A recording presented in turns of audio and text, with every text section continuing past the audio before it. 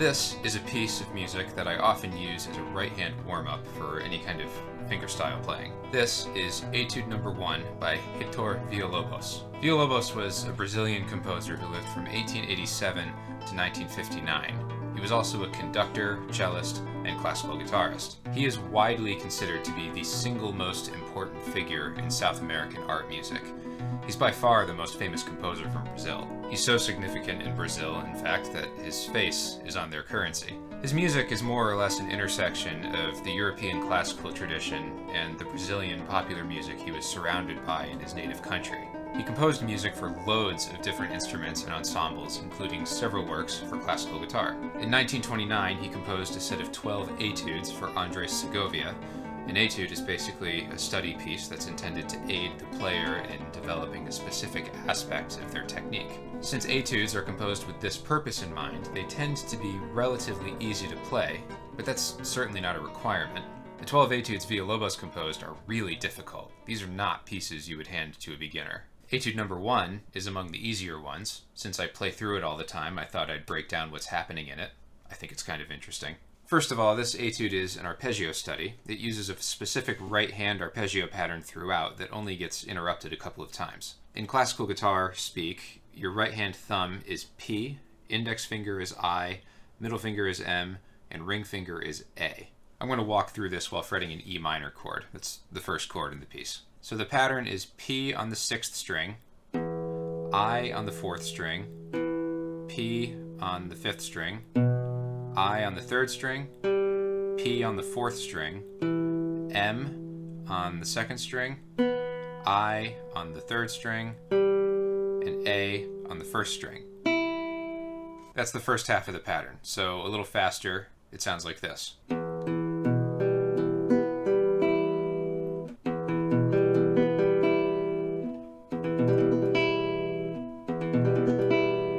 Second half, M on the 2nd string, A on the 1st string, I on the 3rd string, M on the 2nd string, P on the 4th string, I on the 3rd string, P on the 5th string, and I on the 4th string. And then back to the start. So here's that much a little faster.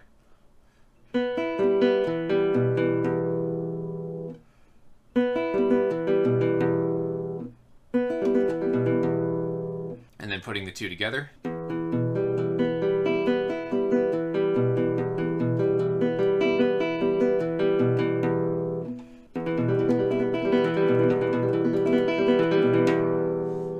That's it. It's really complicated and takes a fair amount of coordination. It sounds awesome though. The string skipping almost sounds like something a piano would play.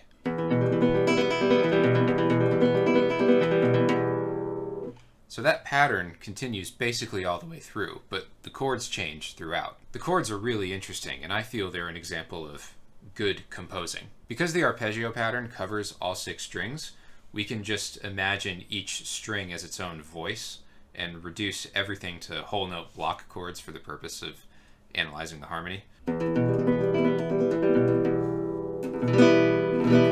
So it's in the key of E minor. It starts with an E minor chord. No big deal. The second chord is pretty crazy. The open E's don't change, but the middle 4 notes all move. Technically, this is an F sharp half diminished chord. Here's F sharp, A, 2 C's, and 2 E's. The 5th and 7th are doubled, so it doesn't really sound like a half diminished chord. It's not really functioning like one either, because the next chord is just another E minor. It goes right back to where it came from. So that second chord is more or less a neighboring chord that only serves to color the E minor. He's just establishing E minor as where we are. Next chord is a cool voicing of a B7. It's over its 5th though. Once again, the 5th and the 7th are doubled. Whenever you start doubling notes other than the root like that, it usually obscures the identity of the chord. Like, I don't hear this and think, oh yeah, B7. But anyway, it's technically the 5-7 chord in second inversion. In this sort of music, you only use second inversion chords in certain situations, like if you're trying to make a passing motion in the bass, for example. From here, it goes back to E minor, but now we have this G in the bass, so that F sharp was walking us up to the G. So we're still in E minor land. This is the part of a larger harmonic progression we call the tonic expansion, where you basically just dance around the one chord without venturing too far from it.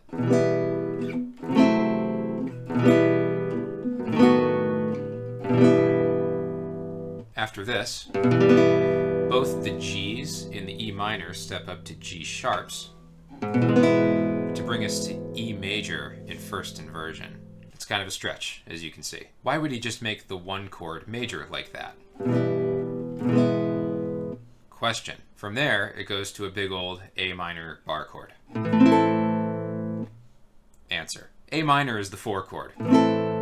We have officially gone to predominant territory and have stepped away from the tonic. The E major chord was the secondary dominant to the 4 chord. Question. Answer. Getting to that secondary dominant by sliding up the third of the 1 chord is a simple, tried and true approach. And it sounds good. Always a plus. Okay, now that we are in predominant territory, we know that the 5 chord is coming soon.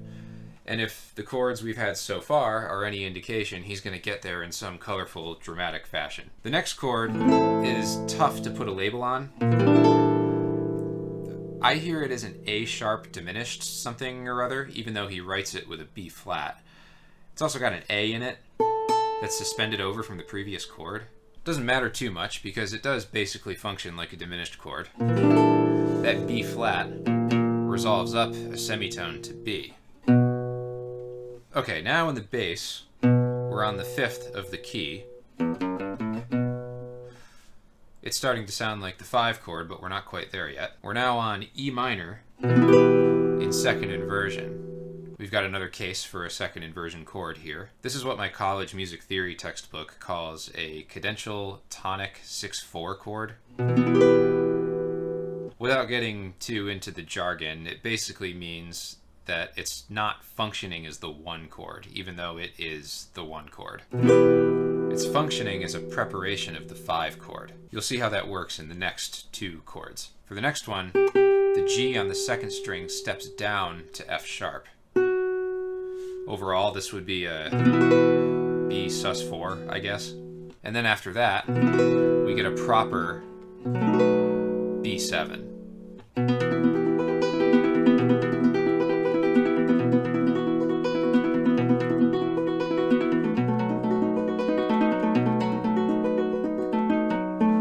So all 3 of those chords have B, the dominant pitch in the bass, while the rest of the notes above it gradually ease their way into becoming the 5 chord. This is a way of dramatically building the tension.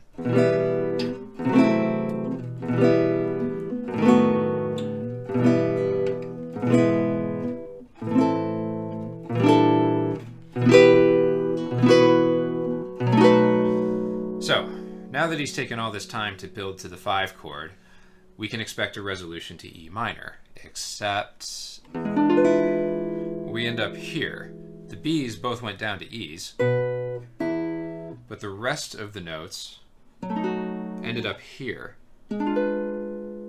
This is a G sharp fully diminished 7th chord in the middle strings, so with the open E's, that makes it an E7 flat 9. So he sort of tricked us here. He set up this big build to a resolution to the 1 chord, but instead of E minor, we get another dominant chord. No resolution yet then. Now, we can just fast forward a little here. These are the next 10 measures. It might look a little crazy, but all he's doing is taking this fully diminished shape on the middle 4 strings and shifting it down a half step with each change while sounding them against the open E's.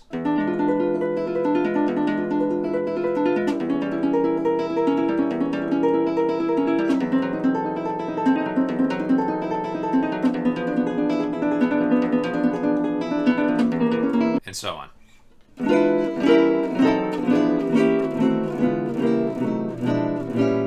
of my friends in college used to call this piece the NASCAR etude because you take the chord and go to the left and left and left and left and left.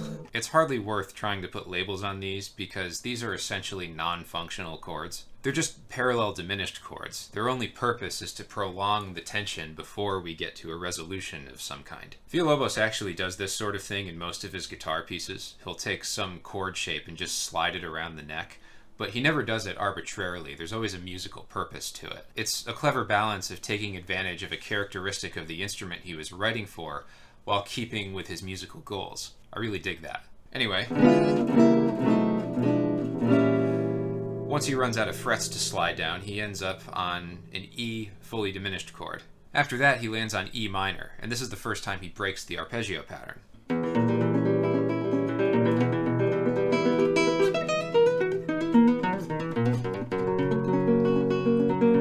That's a pretty wild run, and it's very tricky, as I'm sure you can see. All he's doing is arpeggiating E minor. On the way back down, he sticks a half-step leading tone before each note of the chord. D sharp to E, the root, A sharp to B, the fifth, F sharp to G, the third. And then he just repeats that down through each octave and lands on F sharp major.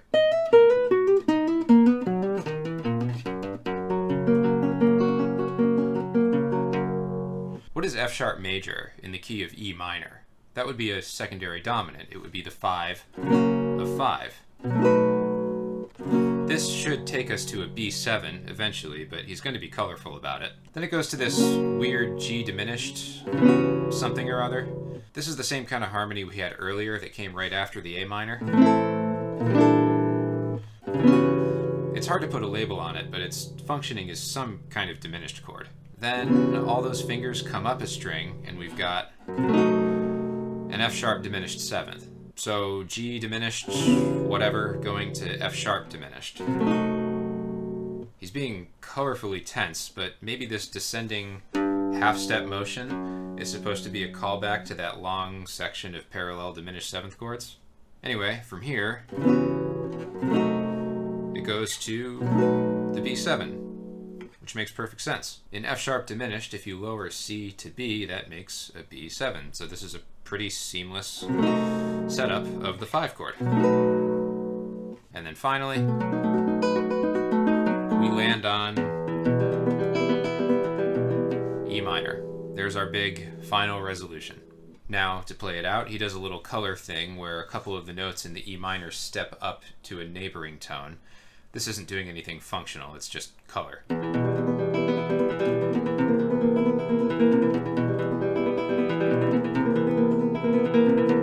Then here he breaks the arpeggio pattern for the second time, arpeggiating the E minor even higher as natural harmonics.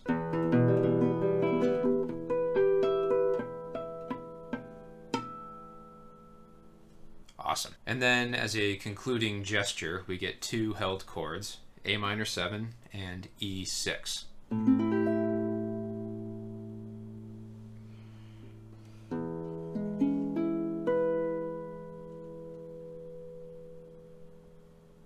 A sort of optimistic sounding ending following all that serious minor key stuff. And that's the whole piece. So the chords follow a very clear logic. We definitely get some unexpected twists and turns through all of that, but when you zoom out and look at the progression of the whole piece, you can see that there's a planned dramatic arc for the whole thing. Once he gets off the 1 chord in the beginning, he doesn't come back to it until he's like 80% through the piece. The whole thing follows the standard functional path of establishing the tonic, moving away from the tonic to the predominant to start setting up the dominant, to the dominant, and back to the tonic. But when you zoom in, each consecutive pair of chords connect to each other in a sensible way. I sometimes call this macro progressions and micro progressions. When we think about chord progressions, there's a tendency to fixate on which chords follow each other, always thinking what comes next. But I think we often fail to consider the functional pit stops in the bigger sense, like how this etude can more or less be boiled down to a prolonged 1-4-5-1. So hopefully that was illuminating. At the very least, I would encourage you to check out some more of Villa-Lobos' music. He composed music that's a lot more interesting than this. Last thing, I have a handful of openings for new private Zoom students right now. I focus on a wide variety of topics with my students, so if that's of interest to you, feel free to reach out to me directly on whatever platform you're viewing this on, or go here. As always, thanks for watching, and I'll see you next time.